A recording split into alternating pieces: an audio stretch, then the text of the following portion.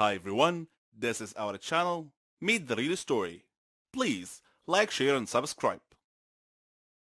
I usually host a slumber party once a month, so my girlfriends already know the drill. They bring their jammies, blankets, nail polish, hair products, lots of snacks, candies, and chocolates, but this time, Lucy brought wine. She had to sneak the wine in my house because my mom is kind of strict when it comes to drinking. My dad is almost never home. My mom sleeps really early, so we kinda had the house all to ourselves. We put on onesies, random dresses, and some costumes. My favorite is the Cinderella dress, and I still like wearing it even if I'm 17 now. We're all 17. I have three best friends, Lucy, Ashley, and Sheila. We have lots of fun and lots of secrets together. Sometimes I wish time would stop so we can always have each other. I know time will come that I will be separated from them. College will happen, and we'll have different lives in different circles. At least for now, we can be silly high school kids. We have an ideal high school life. We all have boyfriends, but mine is the most popular one. Well, I'm pretty popular at my school too. I also do well with academics. None of my friends are failing or anything. We're not the typical popular cheerleaders with no brains type. We do not have family drama. Our social life is great. We have the best high school life ever. While dancing and partying all night, Lucy came up with an idea. She said, "Let's play Truth or Dare." We got giddy because we know the night is going to get crazy. We sat down, forming a circle, then Lucy spun the bottle, and the bottle chose me. Truth or dare? Truth. Not in the mood for a dare yet, I said. Pick a question. They prepared some questions on a piece of paper and put them inside a fishbowl. If you could choose to be someone else for tonight, who would you choose and why? Lucy asked. I just laughed and said, "What a lame question. I don't want to be anybody else. I'm awesome. I have an awesome life." "Cheers to that," they said. The night passed and I woke up in the middle of the night because I felt like someone was watching me, but when I woke up, no one was around. I don't know how, but my feet just started moving. I walked like I was trying to follow something or someone. My gut feelings are trying to bring me somewhere. Then, in the middle of the darkness in our backyard, I swear I heard footsteps. I felt a sting on my left shoulder. Something poked my shoulder. I removed it. I guess it's a tranquilizer? And then I passed out. From here on, listen carefully because I guarantee you're going to love this story. It's like a movie, and I cannot believe that this thick plot is actually my life. I tried putting together the stories that happened while I was gone, and someone else was being me. I know it sounds complicated, but before I proceed, do not forget to subscribe and hit the bell button for notifications. So here it goes. Someone tranquilized me, and I instantly fell asleep. By the way, my name is Nancy. You have met my friends, and I'm sure you'd like to know who drugged me and what the motive is. Meet Patricia. At first, I had no idea why she looked exactly like I do. I thought I was dreaming. Before passing out, I asked her who she was. She told me that her name is Nancy. She was obviously messing with me. Then she told me that her name is Patricia, and that she is my twin, and she would love to be Nancy instead. What? I did not believe her because I don't have a twin sister. My mom and dad would never keep any secrets from me. Or would they? She said that she was kept by our parents in a mental institution a couple of hours away from our town, ever since we were 3. I just realized that I have no recollection of any kind of memories when I was only 3 years old. At first, I thought, wow, is this really happening? I just think I watched too much TV. But this is reality. How did it happen? Let me tell you how it happened. Well, at first, she tranquilized me while I was asleep. I think she had other people with her who dragged me into a pickup, covered my mouth, tied me up, and blindfolded me. And then they brought me into a dark basement, I think. I'm not sure, because when I woke up, everything was just a blur.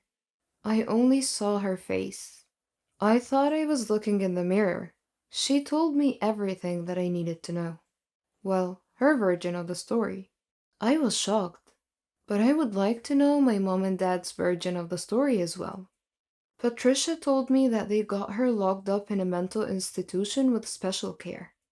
My mom did not like the idea, but eventually agreed when Patricia looked at her and said, "Daddy's next." I got the chills, but she never told me the reason why she ended up in the mental institution. She has been following me ever since we were 14 years old. One of the security staff has got a crush on her, so she's able to go in and out when no one is looking. She wants me dead because she would like to replace me and have my awesome life. She said she would take revenge on mom and dad for depriving her of having a life like I do. It got me worried, but she made me powerless.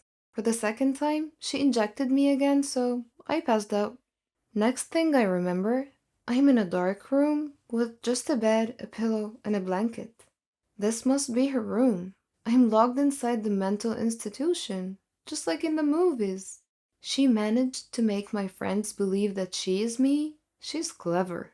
They went shopping, they partied, and they did not even realize that something was wrong. She must really be pulling it off. Even my parents and my boyfriend are not suspecting a thing. But our prom is almost here. Me and my friends are all excited for it. But I think I have to give up the dream of going since I'm locked up in here. I just miss my friends, I miss my parents, I miss my boyfriend, and I miss my life. It hurts me that I've been missing for a while, and they didn't even notice or feel that it's Patricia and not me. She's just a stranger to them. After 1 week, I made friends with the security staff. They kept on asking why I was so kind and polite to all of them. I tried to tell them the truth, but they just made me drink some medicine because they thought I was hallucinating. Then a surprise happened. My parents visited me. I mean, they visited Patricia? I don't know. When I saw them, I gave them a hug. "I miss you. I'm so glad you're okay. Are you guys hurt or anything?" My mom answered, "Honey, why would we be hurt?" I know my mom would believe me. My dad's judgment is not always the best.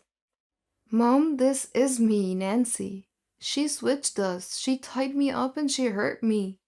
And then my dad interrupted. "Enough, Patricia." "Dad, I am Nancy." I said enough. "You've pulled this trick before, and why on earth do you think this is going to work again?" I pleaded so hard, but my dad threatened that they would leave if I still insist. So I just cried. I love my dad, but he's never around, so no wonder we don't have a great relationship. I wonder if he even knows when my birthday is. I mean, our birthday. But then again, I don't want to judge him. I know he's just trying to be tough.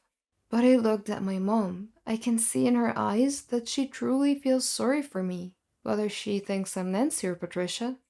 "Honey, I know things haven't been great, but a promise is a promise." "A promise?" "Yes, we will not break our promise, which is when your doctor says you're ready to go, we will bring you back home." I cried and I had a meltdown. I just couldn't help it. "Mom, I am Nancy. Please believe me, please." My dad ordered the staff to drag me out of their sight, but when they tried to grab me by my arms, I resisted, so my shirt got torn apart, baring my shoulders. My parents saw this, and they were shocked. My mom pointed on my left shoulder. Well, I had this weird birthmark on my left shoulder. Maybe they recognized it. My mom looked at my dad and said, "She is Nancy." My dad told the staff to leave us alone to talk. He gave me a hug and said, "I'm sorry. How did this happen? Why are you here? When did you meet your twin sister?" My mom said. I told them how Patricia executed her plan, but I asked them how they knew it was me. They looked at each other. My dad gave my mom a slight nod as if saying it's time to let me know. "When you were 3, I left you and Patricia upstairs to play. When I got back, I saw you on the floor with a pencil stabbed on your left shoulder. We saw Patricia holding a hammer, and your head was also bleeding, which resulted in loss of your memories. We thought you were dead." My mom did not finish the story. She started crying while leaning on my dad's chest. My dad continued, "The doctors said that if we wasted just a couple of seconds more, you might not be with us. And he let out a sigh. I have an uncle with the same situation as Patricia. The genes must have passed on to her. I'm sure that there's something wrong with her. So even at a young age, we made a special program for her to be admitted here. We had high hopes that she will become normal. I absent-mindedly responded, "You recognized me because of the scar on my shoulder? I thought it was just a weird birthmark. What are you gonna do with Patricia now?" Mom and Dad went home and proceeded to my room right away. Patricia didn't know that my parents are aware of what happened. They gave her a hug. My parents apologized to her. "We are sorry. We love you, and this is the only way we know you would be better." She instantly knew that my parents knew, and she ran away. My mother called the police but instructed them to never hurt Patricia. Patricia is a very smart girl. She went to a party with Lucy, Sheila, and my boyfriend. She told them, "I have a twin sister and she's trying to kill me." They just all laughed at her. Then I arrived, but instead of making things better, it validated her statement. "Oh my goodness, there's two of you?" my boyfriend said.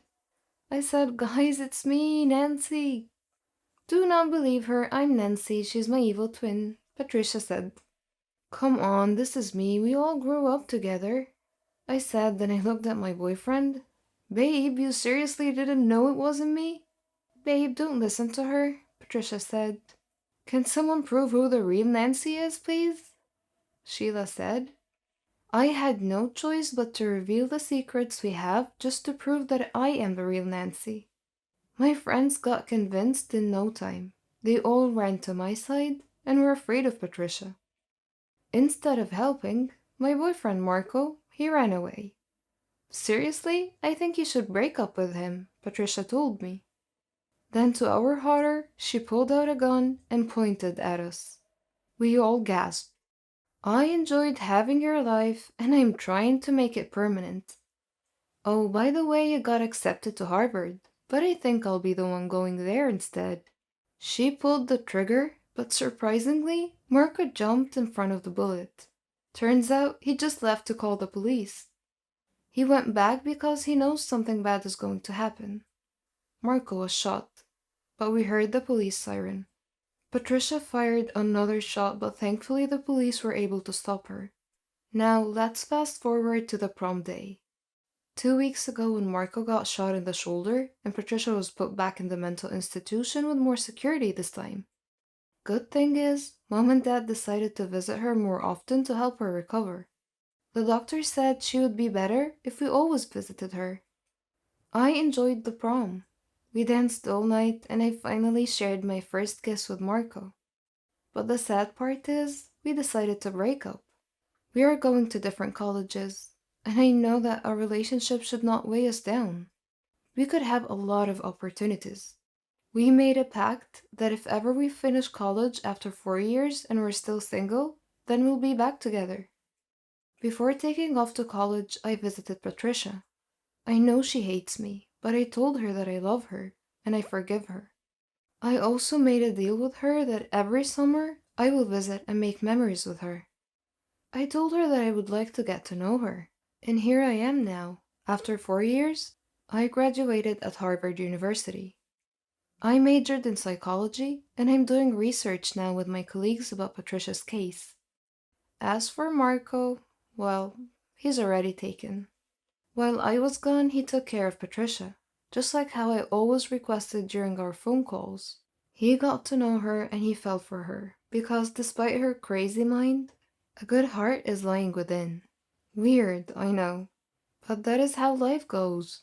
Besides, Patricia deserves a second chance, just like everyone else.